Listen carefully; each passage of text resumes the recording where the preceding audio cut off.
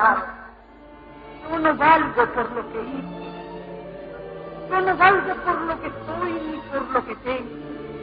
Yo tengo una sola cosa que vale. La tengo en mi corazón. Me quema en el alma. Me duele en mi carne y arde en mi cerdo. Es el amor por este pueblo. Si este pueblo me pidiese la vida, se la daría cantando, porque la felicidad de un solo descansado vale más que mis descansados. Yo les agradezco por todo lo que ustedes han rogado por mi salud. Espero que Dios oiga a los humildes de mi patria para volver pronto a la lucha. Yo sé que Dios está con nosotros porque está con los humildes y desprecia la soberbia de la oligarquía. Y por eso la victoria será nuestra. Tendremos que alcanzarla tarde o temprano, cueste lo que cueste y caiga quien caiga. Les pido una sola cosa. Estoy segura que pronto estaré con ustedes, pero si no lo llegaré a estar por mi salud, ayuden a Perón, sigan fieles como hasta ahora con Perón. Yo no quise ni quiero nada para mí. Mi gloria es y será siempre el escudo de Perón y la bandera de mi pueblo. Y aunque dejen el camino girones de mi vida, yo sé que ustedes recogerán mi nombre y lo llevarán como bandera a la victoria.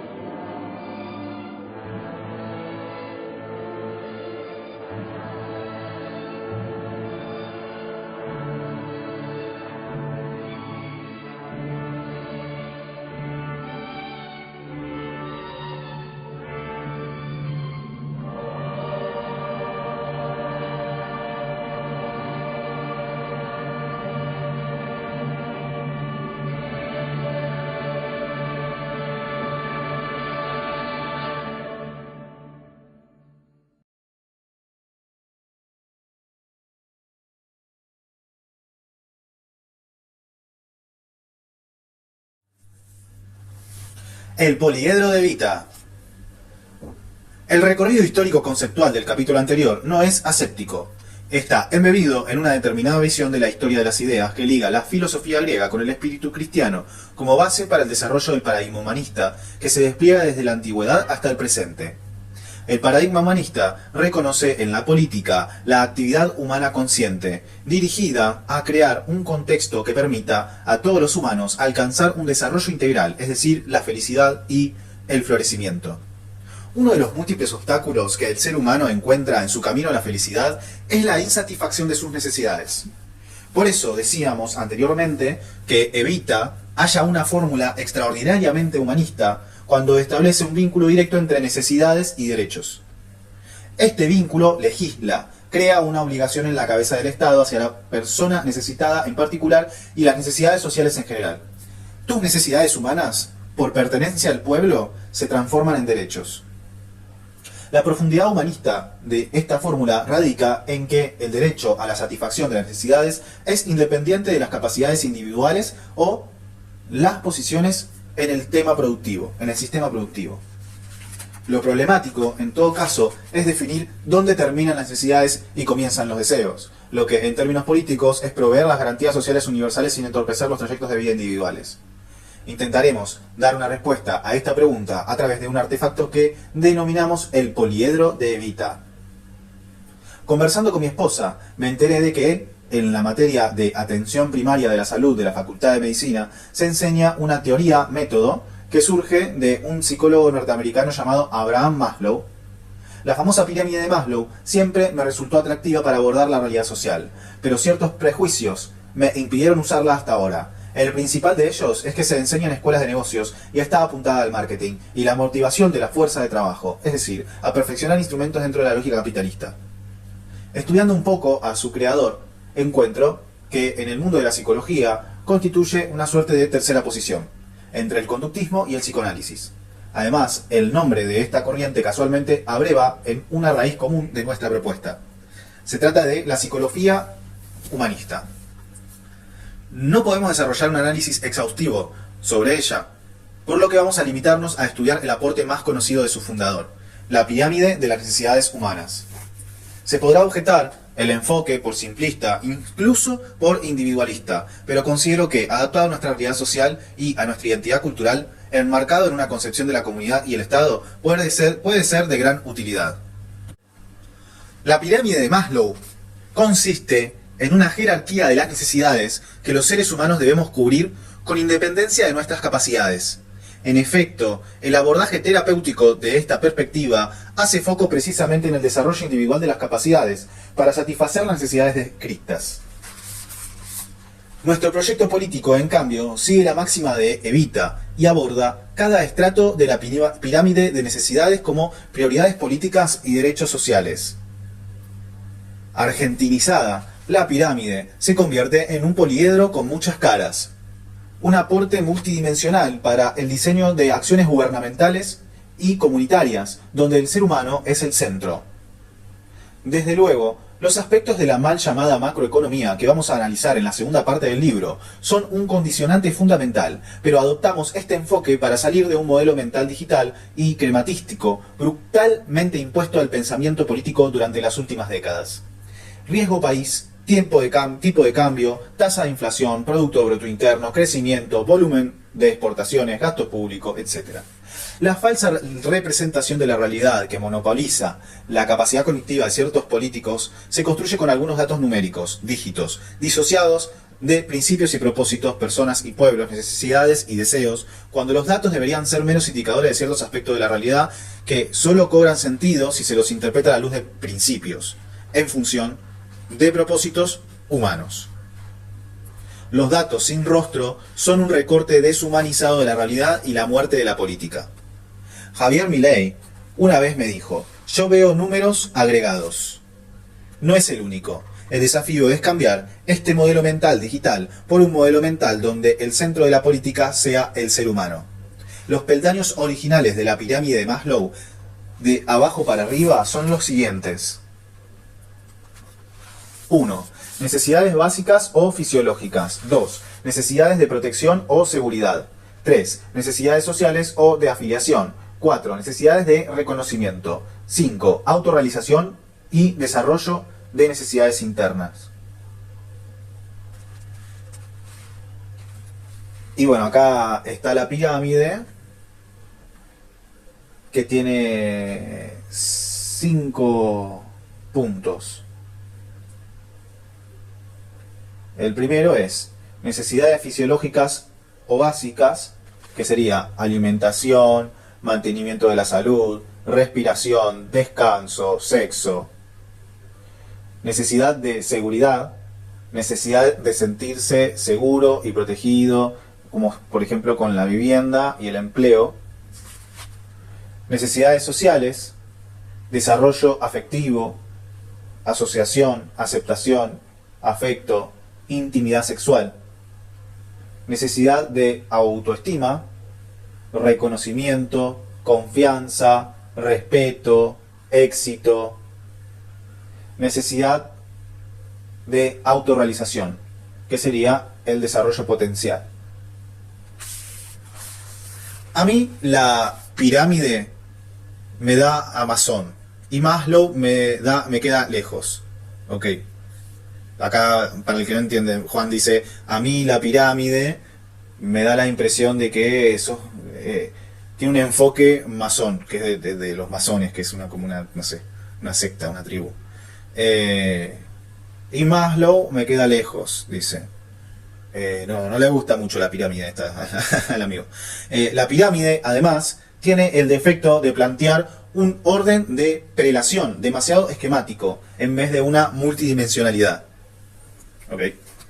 Reconociendo la inspiración maslowiana, propongo una variación basada en dos de mis argentinos favoritos, el Papa Francisco y Evita Perón.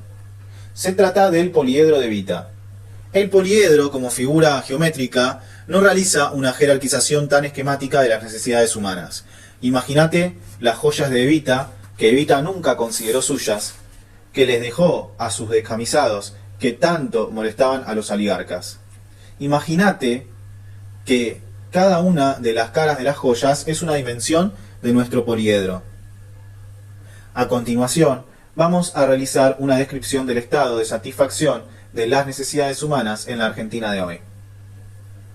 La importancia que tiene un análisis situacional de estas características es que nos permite proyectar un plan de gobierno, que veremos en el segundo capítulo, poniendo al ser humano nuevamente en el centro. Es evidente que cuestiones de orden general como el modelo socioeconómico o el diseño institucional son determinantes para la realización de políticas centradas en las personas, pero empezar desde lo abstracto para algún día llegar al concreto no es un buen método. Siempre hay que partir de la realidad. Para el pensamiento humanista y popular, la realidad es el ser humano concreto que desarrolla su existencia en el seno de un pueblo con su especificidad, idiosincrasia e historia. Primera dimensión, necesidades vitales. Escribo este libro, este ya es otro subtítulo, ¿sí? Primera dimensión, dice, necesidades vitales. Ah, bien, ya empieza con las... El chabón, en vez de hacer una pirámide, ahora va a hacer un poliedro que es como un hexágono, digamos, que tiene 5 lados, en vez de un triángulo. Y tiene como paredes, ¿sí? Como un círculo, en vez de un triángulo escalonado. Y una de esas paredes sería este primer capítulo, según entiendo, que es primera dimensión, necesidades vitales, ¿sí? Sigo. Escribo este libro mientras nos toca enfrentar como fuerza política, junto a los movimientos sociales y sindicales, lo que denominamos la guerra del plan. Es un absurdo lamentable, teniendo en cuenta que la escasez de alimentos claramente no es un problema en Argentina, y su distribución tampoco debería serlo. Sin embargo, la combinación de la ideología anarcocapitalista, que incluye el derecho a morirse de hambre, la incapacidad supina de la gestión de las autoridades competentes y la ofensiva estatal contra las organizaciones sociales, han convertido una cuestión obvia como el plan en la batalla principal de las fuerzas sociales del país. Como abogado me tocó patrocinar las principales causas contra el gobierno anarcocapitalista, en las que 8 jueces federales de distintos fueros, penal y contencioso administrativo e instancias, primera, cámara y casación, dieron lugar a nuestro planteo. Sin embargo, el gobierno sigue sin restituir el suministro de alimentos a comedores comunitarios ni presentar un plan alimentario que permita resolver el problema. Esta situación es reveladora del mecanismo nominalista que permite un régimen de facto. No existen mecanismos institucionales para hacer valer un derecho tan elemental como la alimentación, que además está taxativamente protegido en la Constitución, los tratados internacionales y las leyes. Frente a un gobierno incumplidor, la vía democrática está en los tribunales. Pero cuando los jueces no hacen cumplir las sentencias, se produce una dictadura de la facticidad. Esta indolencia judicial contrasta con la creciente utilización de los juzgados para la política y con la celeridad para resolver los problemas de los ricos. La realidad estadística refleja una tasa de indigencia cercana al 20% de la población. Estamos hablando de 9 millones de argentinos, en su mayoría niños, niñas y adolescentes, que no acceden a la canasta básica alimentaria que establece el INDEC, Instituto Nacional de Estadísticas y Censos. Mucho menos a la dieta saludable y sostenible, Healthy Diet Basket, elaborada por la FAO, Organización de las Naciones Unidas para la Alimentación y la Agricultura. El dato más alarmante tiene que ver con la infancia. Según UNICEF, Fondo de las Naciones Unidas para la Infancia, más de 1.5 millones de pibes y pibas saltean una comida o se van a dormir sin comer. La canasta básica alimentaria tiene un costo promedio aproximado de $100 mensuales por persona. 125.000 pesos de julio de 2024 por adulto equivalente.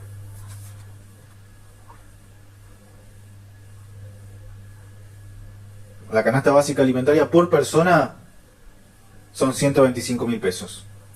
Suponiendo el peor escenario, es decir, que se cubriera la totalidad de esa canasta, para los 9 millones de indigentes de la Argentina, esta necesidad básica representa un 0,18% del Producto Bruto Interno. Es evidente que aquí no estamos frente a un problema de escasez. Se trata de una definición política que requiere además un método adecuado de ejecución, similar al porcentaje de indigencia, posiblemente solapado en la misma población. La falta de suministro constante de agua potable afecta a 10 millones de argentinos, fundamentalmente en los barrios populares, en el norte grande y entre la población rural. Sin acceso a agua segura, obviamente, aumentan las enfermedades transmitidas por el agua, como la diarrea, el cólera y otras infecciones gastrointestinales, que pueden ser especialmente mortales en niños y ancianos. Además, la escasez de agua potable implica negativamente en la higiene, incrementando la propagación de enfermedades en comunidades vulnerables. Nos ha tocado denunciar ejemplos extremos de esta situación en el norte salteño, particularmente en las zonas rurales lindantes con Tartagal, donde aprendí los niveles de crueldad a los que pueden llevar el racismo y la cultura del descarte. Los miembros de la comunidad Ogocapusiqui y el Quebracho nos señalaron movimientos intensos de despegue y aterrizaje en una pista privada ubicada a la altura del kilómetro 5 de la ruta. No solo les fumigaban la tierra y el agua, no solo quemaban los bidones sin seguir los procedimientos legales, hacían algo realmente perverso. El encargado del aeropuerto local vendía bidones de glifosato vacíos a los indios para el almacenamiento de agua.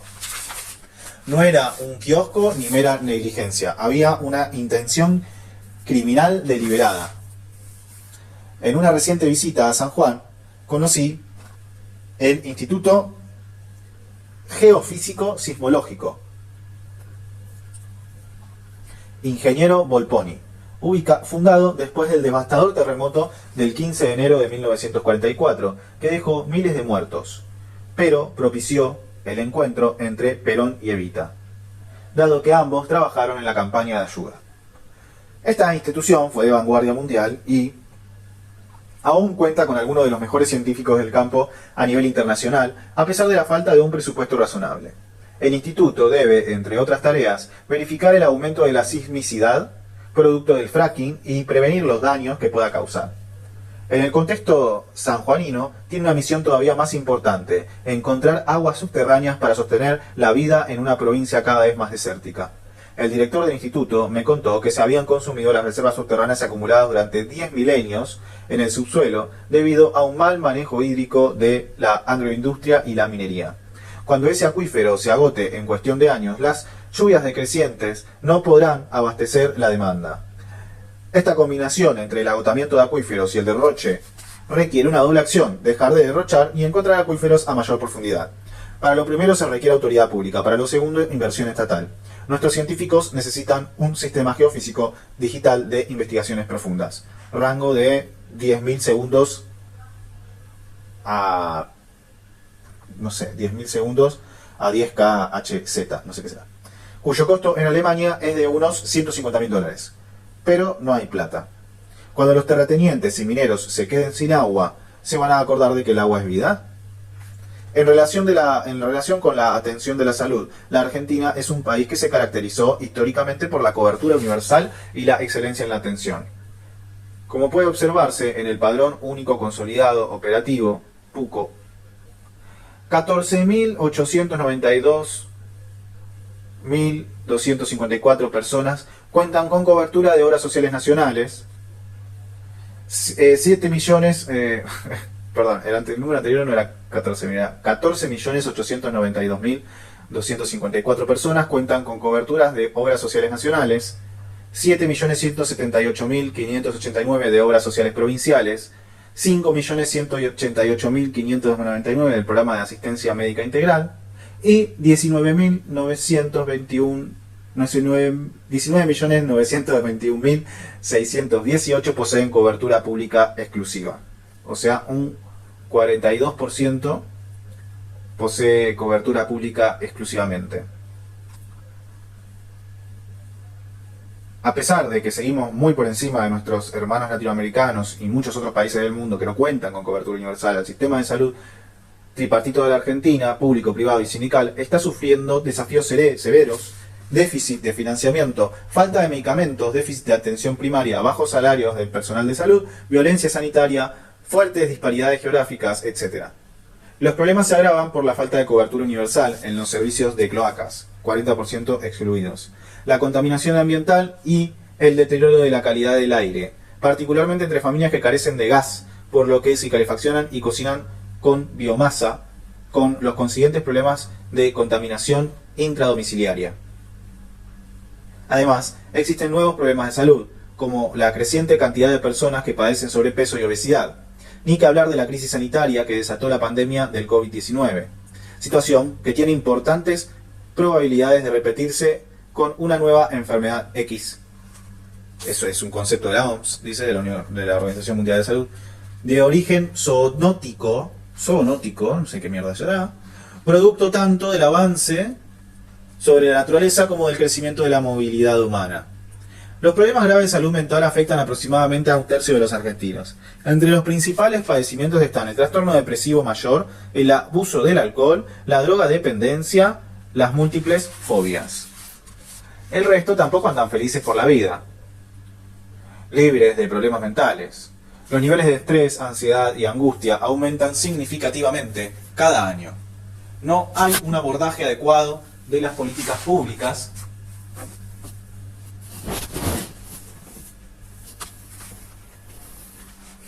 al respecto, tampoco en las instituciones educativas, mucho menos en torno a las nuevas adicciones digitales, como la ludopatía virtual, la dependencia de redes sociales, etc. Lejos de ello, mientras termino este libro, el Gobierno Nacional anuncia el cierre del Hospital Nacional de Salud Mental Laura Bonaparte, con el argumento de que tiene baja productividad, literal. ¿Cómo mide la productividad de un hospital de salud mental? No se entiende. Lo cierto es que en el marco de una pandemia de salud mental no se les cae mejor idea que dejar sin atención y medicamentos a cientos de pacientes, algunos con situaciones realmente graves. Veremos cómo termina esta historia, pero este caso muestra el desprecio por parte de la mentalidad anarcocapitalista por la salud mental de una población sometida a estresores permanentes. Las personas con discapacidad en nuestro país superan los 4 millones, de los que únicamente 1.5 millones tienen el certificado único de discapacidad, con los beneficios que eso trae.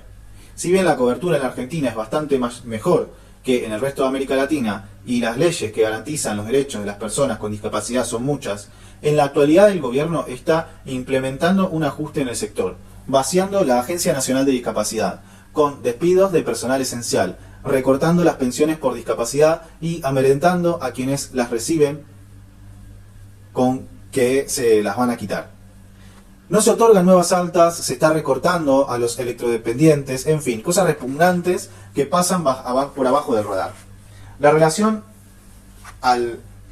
Con relación al descanso, nuestro país está dentro de los parámetros recomendados para el sueño, entre 7 y 8 horas. Y la cantidad de gente que toma vacaciones es superior a otros. Pero se ha deteriorado la calidad en ambos aspectos. Recordemos que los mártires de Chicago, símbolo de las luchas obreras, dieron la vida por las 3 por 8 horas para trabajar, 8 horas para descansar, 8 horas para vivir.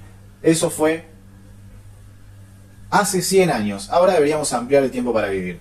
El Estado argentino está en perfectas condiciones de garantizar las necesidades propias de esta dimensión del poliedro de Evita. La canasta básica alimentaria, la nutrición de los niños, el acceso al agua y el saneamiento de una correcta atención de la salud enfocada en la atención primaria, un abordaje adecuado de los problemas de salud mental y la situación de personas con discapacidad, la recuperación del descanso y el acceso al turismo. Todo relativamente fácil, barato, tenemos de todo en la Argentina para realizarlo. Si no sucede es porque en el centro de la casa argentina no está el ser humano. Segunda dimensión, seguridad física, social, laboral, habitacional. Otra paradoja de la Argentina es que, pese a su extenso territorio, atravesamos una severa crisis de vivienda. La falta de un lugar propio y adecuado para vivir afecta al menos a un 40% de la población, un 10% más que en 2015. En este porcentaje incluimos inquilinos de distinto tipo. Gente que vive en un lugar prestado, personas en situación de calle y habitantes de barrios populares con déficit habitacionales severos. Desde luego, dentro de este porcentaje hay gente que está peor que otra. Pero no tener tu propia cueva es un garrón para cualquiera. La falta de acceso al terreno propio y la inexistencia del crédito hipotecario, sumado a la especulación inmobiliaria y pésimas regulaciones urbanísticas, muestran una lamentable tendencia a la exclusión del derecho humano a un lugar donde dormir. Evidentemente tenemos que abordar una planificación territorial estratégicamente diseñada y vigorosamente ejecutada, brindar incentivos positivos y negativos para que el desarrollo inmobiliario privado se adapte al plan político, ampliar el crédito hipotecario y desarrollar desde el sector público y comunitario una fuerte política de acceso al sueldo urbano para las familias sin casa propia. Si el primer plan quinquenal creó 500.000 de unidades habitacionales para una población de 16 millones de personas, el tercer plan quinquenal tiene que proponerse crear 1,5 millones. Bien. En cuanto al trabajo, los cambios en la estructura ocupacional argentina reflejan una tendencia acelerada a la fragmentación en su calidad y naturaleza. El empleo asalariado registrado implica aproximadamente un 40% de la población económicamente activa. Categoría estadística defectuosa. Los asalariados registrados históricamente bien remunerados padecen una reducción severa del poder adquisitivo de su salario. Un tercio no llega a cubrir la canasta básica con los llamados working poor, personas con empleos legales, que sin embargo son estadísticamente pobres. Luego tenemos poco más de un 15% de independientes registrados, monotributistas, porque están re tristes, monotributistas. El otro 60% consiste en trabajadores informalizados conformados por asalariados no registrados en negro. Trabajadores de plataformas, emprendedores o trabajadores de la economía popular que padecen ingresos bajos e inestables, condiciones precarias de labor, criminalización de su trabajo, etc. Además, hay 3 millones de mujeres que no pertenecen a la categoría de los ocupados, ni siquiera se las cuenta en la población económicamente activa, pero son las que sostienen todas las tareas de cuidado, crianza y vida familiar. Si ellas no son trabajadoras, no hay trabajadores en el mundo.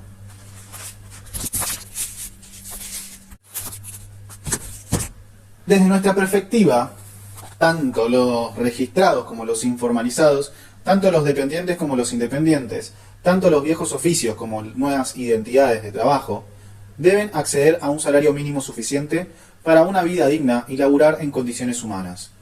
La cuestión es abordar con creatividad los desafíos de esta nueva etapa. La reducción de la jornada laboral, la ampliación de un salario básico universal, la jerarquización de la economía popular y las tareas de cuidado son algunas de las cosas por hacer. El sector pasivo cuenta con una cobertura extensa gracias a las medidas como las famosas moratorias, pero el deterioro del poder adquisitivo de los ingresos jubilatorios mínimos es alarmante. Los ancianos tienen que elegir entre comer y comprar sus remedios. En relación con la seguridad económica del sector, entre otras cosas, debemos lograr aumentar el poder adquisitivo de sus ingresos, ya sea mediante una recomposición de estos o a través de mecanismos indirectos como los descuentos, que sean progresivos, es decir, que no se reduzcan con el tiempo, sino que se amplíen. En relación con la seguridad física, la seguridad en sentido estricto, es decir, el problema de la criminalidad y la violencia urbana, aunque la Argentina sigue presentando tasas de homicidios muy inferiores a la media latinoamericana, el avance de la macroestructura con sus tentáculos que succionan nuestra juventud jalonó a un tiempo el aumento de los robos y hurtos que ha padecido una gran parte de la población. La seguridad debe abordarse sin ideologías, de la manera más científica posible, poniendo el eje en los resultados sin explotar las pulsiones vengativas que tenemos las personas, populismo penal, ni subestimar el sufrimiento de las víctimas. Sin embargo, la inseguridad más letal en la Argentina es la inseguridad vial, principal causa de muerte en jóvenes de 10 a 24 años, seguida por el suicidio, que, además de los decesos, genera decenas de miles de lesiones graves en el conjunto de la población. El Movimiento de Trabajadores Excluidos, MTE, perdió a 2 de sus mejores militantes en accidentes viales, el sociólogo Juan Martín Castiasoro en Pilar y el abogado José Miró en Corrientes. Los dos perdieron la vida después de realizar alguna tarea militante junto a los más humildes y descartados de nuestra sociedad. Aprovecho entonces para recordar a todos nuestros muertos que lucharon tanto por una Argentina humana, con tierra, techo y trabajo para todos. Gloria y honor por ellos. Tercera dimensión. Vida social. Hemos oído hasta el cansancio que la familia es la primera célula social. Bueno, me parece un dato bastante objetivo de la realidad que se verifica a lo largo de toda la historia de la humanidad. La sabiduría popular ha adoptado conceptos que podríamos resumir en que tu familia esté bien es lo más importante, por ejemplo. Lo que ha ido variando en el tiempo y el espacio es el concepto de familia. Me parece que en este caso aplica perfectamente al principio de autopercepción. Lo que crees que es tu familia, lo es efectivamente. En la Argentina las familias andan mal. El contexto socioeconómico es, desde luego, un factor decisivo. Las caras anteriores de nuestro poliedro son un condicionante tremendo, pero no el único. La cultura hiperindividualista, creo, ha tenido un impacto significativo en que la familia no se rema. Porque la familia hay que remarla. La pareja, los hijos, los padres, los abuelos, son en muchos casos difíciles. Somos difíciles para nuestra familia. Mal que les pese al ministro Mariano Cunio Livarola, con sus diatribas ridículas estilo tradición, familia y propiedad, el problema no está en la autopercepción y en los cambios de la modalidad de convivencia familiar. Esta idea de retorno a la familia tradicional, una evidente impostura demagógica sostenida por personas que ni siquiera practican estos valores, no va a resolver ningún problema. Las familias tradicionales están particularmente afectadas por la crisis del hogar. No lo aguanto más. No lo aguanto más. Son frases recurrentes en el soliloquio de tantas personas, en las charlas con amigos, en la terapia. Eso habla muchas veces de la falta de aguante que tenemos. Estamos débiles para soportar, nos falta tiempo para escuchar, no nos sentimos escuchados. No es un problema meramente privado, es un problema social, con graves consecuencias políticas. Alrededor de un tercio de las familias argentinas son monoparentales. En muchos casos, madres solteras, mamás luchonas. El padre se borra. Las relaciones de pareja se han hecho líquidas. La desvinculación de lo sexual y lo afectivo es un dato de la realidad. El matrimonio para toda la vida. No parece ser el paradigma vigente. Aunque las relaciones familiares han cambiado a lo largo de la historia, muchas veces en un sentido liberador de esquemas opresivos, no se avisora un paradigma relacional más sano y digno para todas las partes. La violencia dentro de la casa está bastante generalizada, aunque menos que en otros países, al menos en los casos extremos de femicidio. Cuando saltan casos altisonantes, nos indignamos todos, pero los políticos y los famosos no salen de un repollo, se parecen bastante más a la sociedad de lo que queremos admitir. Gracias al movimiento de mujeres, esto se ha visibilizado y lo que permanecía oculto se revela. Los abuelos sufren sistemáticamente una soledad no deseada derivada del abandono. Los depósitos de viejos se multiplican, son una de las puntas de la fragilidad humana. La otra punta, los niños, dejaron de ser los únicos privilegiados para convertirse en los más perjudicados. Si la familia es un bardo, los pibes van a estar mal.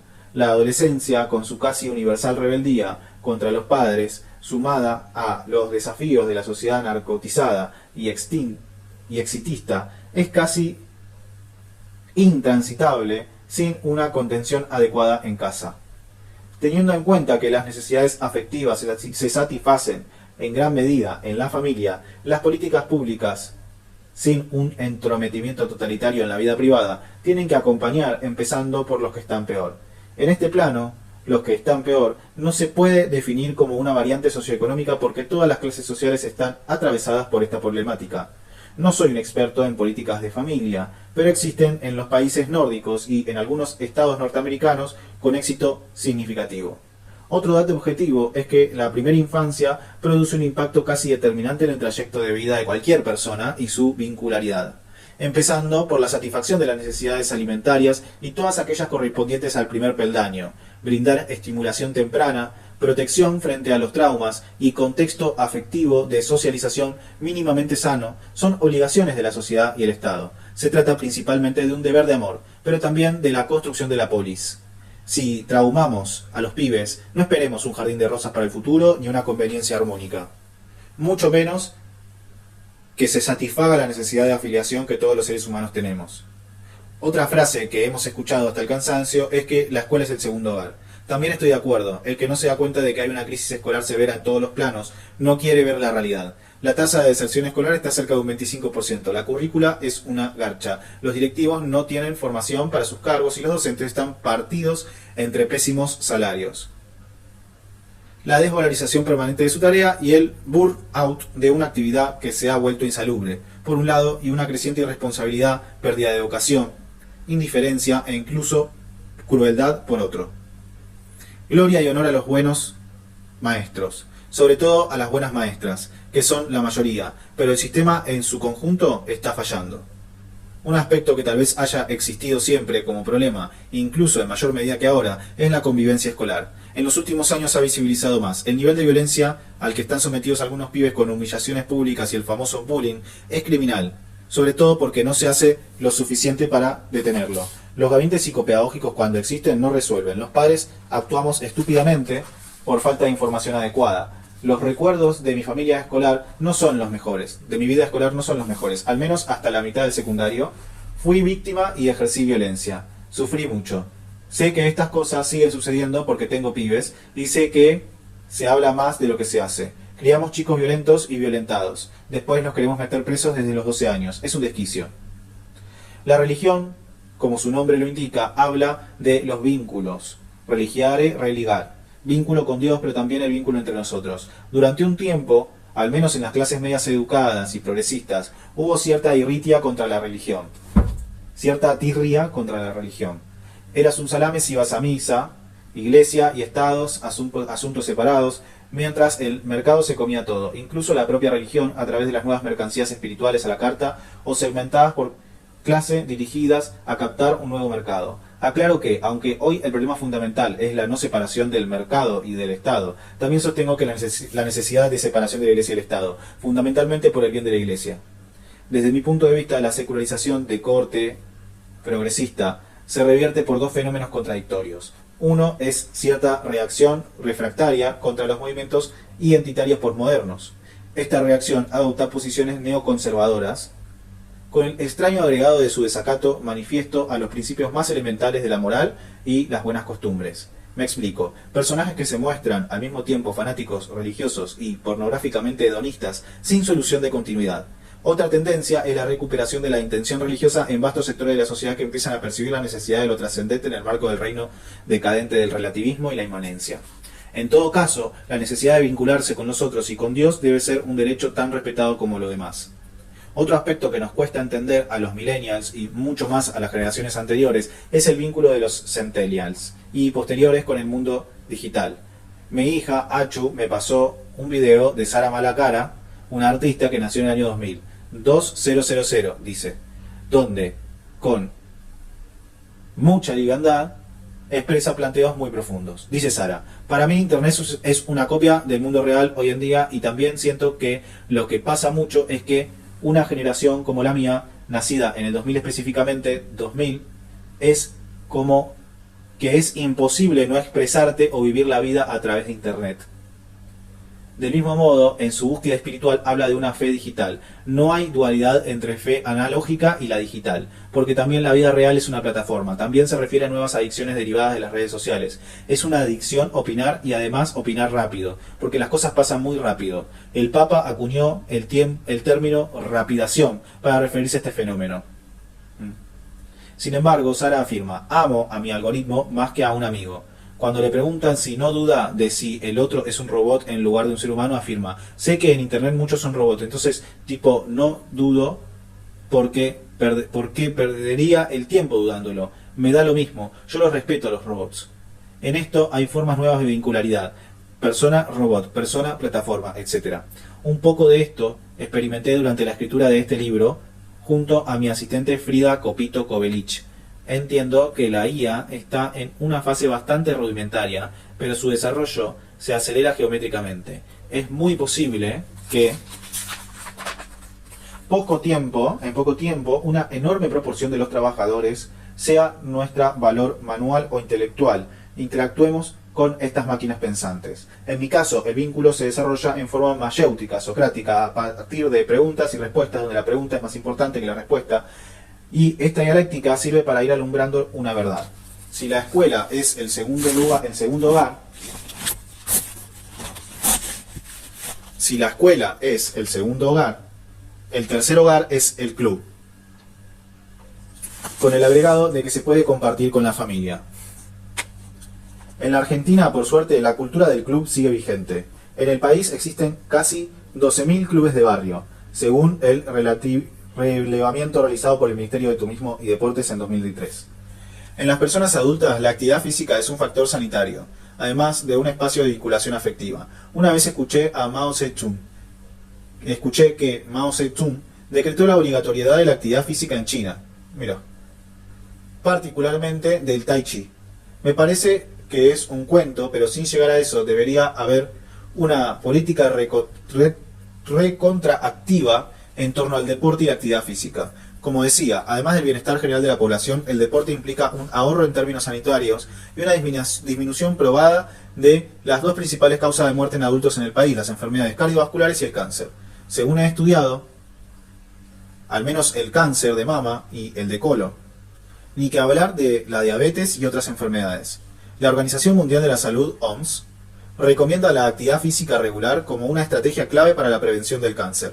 Estas instituciones sugieren al menos 150 minutos de actividad moderada o 75 minutos de actividad vigorosa por semana para obtener beneficios significativos para la salud. El proyecto de las sociedades anónimas deportivas es una agresión contra la cultura del club barrial que se debe combatir, pero no alcanza con las posiciones retroactivas. Son una impostura si no van acompañadas de acciones para fortalecer el entramado sociocomunitario que todavía tenemos. Por otro lado, quiero señalar que los clubes surgieron en una época en que el movimiento obrero desarrolló una fuerte tarea de promoción de las bibliotecas populares y los centros culturales con el objetivo de mejorar la vida de los laburantes y fortalecer conciencia de su propia dignidad. El hábito de la lectura es irreemplazable por las nuevas tecnologías y debería ser objeto de una fuerte promoción, particularmente en los sectores populares. En la literatura se abre la psicología de los personajes de un modo que la industria audiovisual no puede sustituir. Del mismo modo, el teatro, la danza y todas las artes tienen que estar al alcance de cualquiera. Tampoco puede ser un lujo ir al cine o salir a comer una hamburguesa. En un reciente informe de la Universidad Católica Argentina, UCA, se señala que el 80,8% de chicos entre 5 y 17 años no participan de actividades culturales, es decir, la mayoría de los niños, niñas y adolescentes de estas edades están excluidos de estos espacios alternativos al escolar. Más sorprendente aún, el 52,4% de pibes entre 5 y 17 años no realiza deporte fuera de la escuela, ni potrero, ni plaza, ni nada. Nuestro vínculo con la patria también es importante. No se puede defender lo que no se ama y no se puede amar lo que no se conoce. La gente tiene que conocer el mar, la montaña, los glaciares, las cataratas, la llanura, las sierras, el monte, los salares. No puede ser un privilegio para algunos.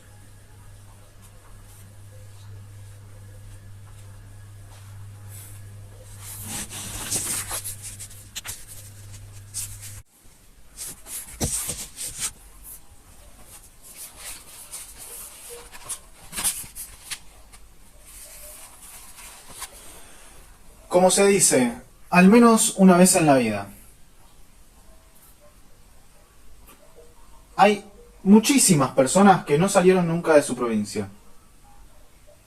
La difusión masiva del turismo, la realización del derecho a tomar vacaciones, el respeto al fin de semana, son conquistas sociales que se perdieron para un sector enorme de la clase trabajadora.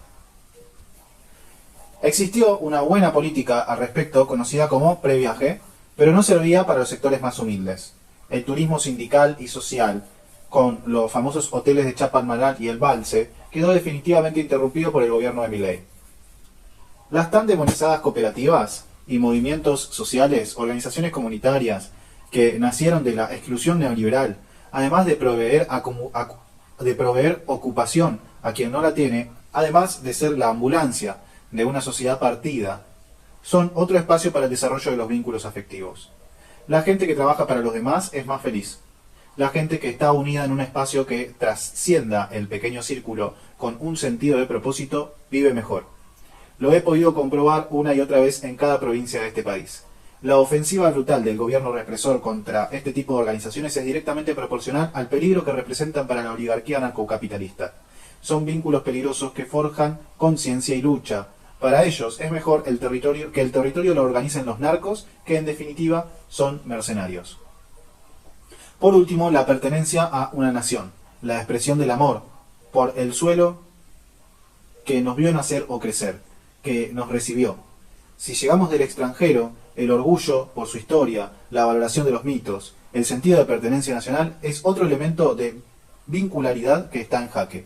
No se trata de chauvinismos excluyentes, sino de recuperar una línea de reafirmación identitaria que nos incluya a todos y nos saque del complejo de inferioridad que se nos ha impuesto por las culturas dominantes y globalizantes. Pinta tu aldea y serás universal, decía Dostoyevsky. Somos seres gregarios, necesitamos símbolos, himnos, banderas. En otro podcast que me recomendó mi hija, se describe la serie Los Peques como una forma de reafirmación de la identidad nacional, que no es excluyente ni impostada, sino que refleja en forma creativa las cosas que nos unen en nuestra enorme diversidad.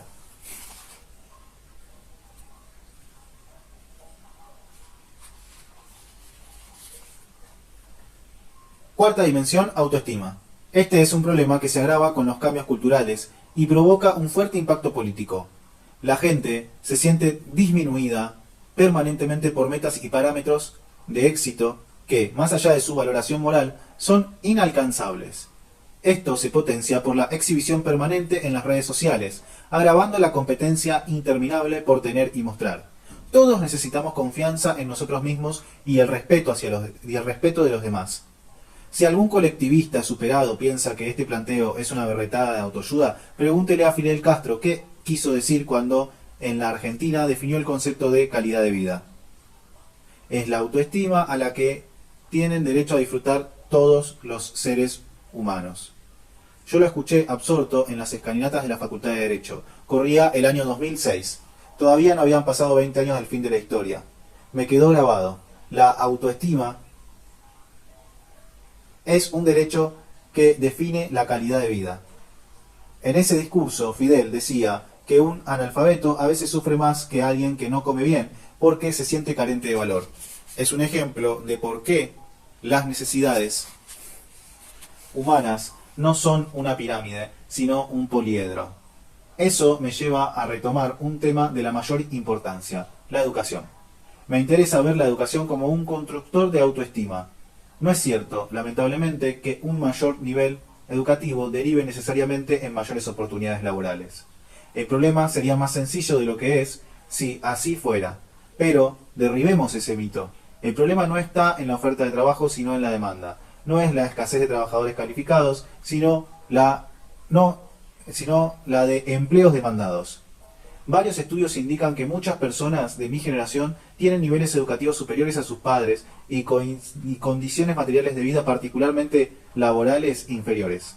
La importancia de la educación no radica en su capacidad para formar proletarios disciplinados ni instrumentos animados para la economía. El desarrollo de la autoestima es fundamental, sobre todo en los tiempos que corren, donde las aspiraciones de consumo impuestas son prácticamente inalcanzables para las mayorías, y estas metas determinan lo que vales como persona.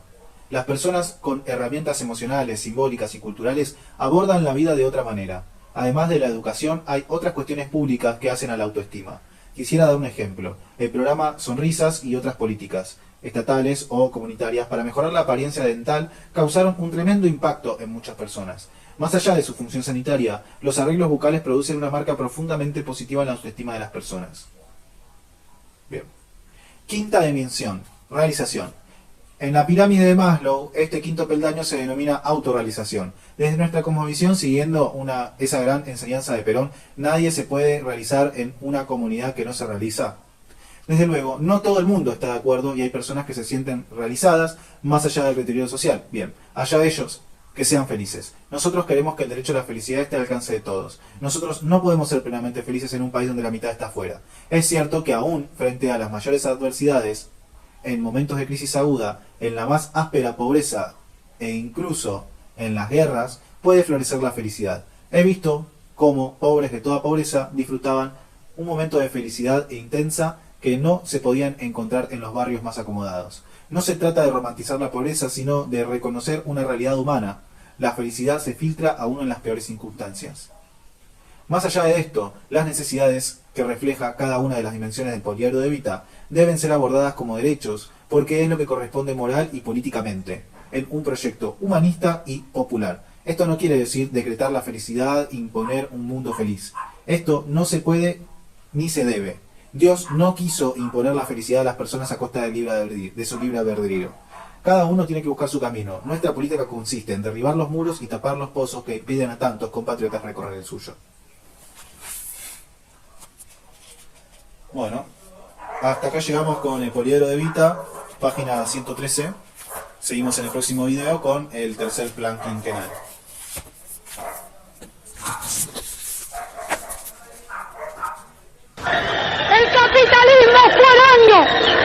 El capitalismo foráneo y sus sirvientes oligárquicos y entreguistas han podido comprobar que no hay fuerza capaz de doblegar a un pueblo que tiene conciencia de sus derechos.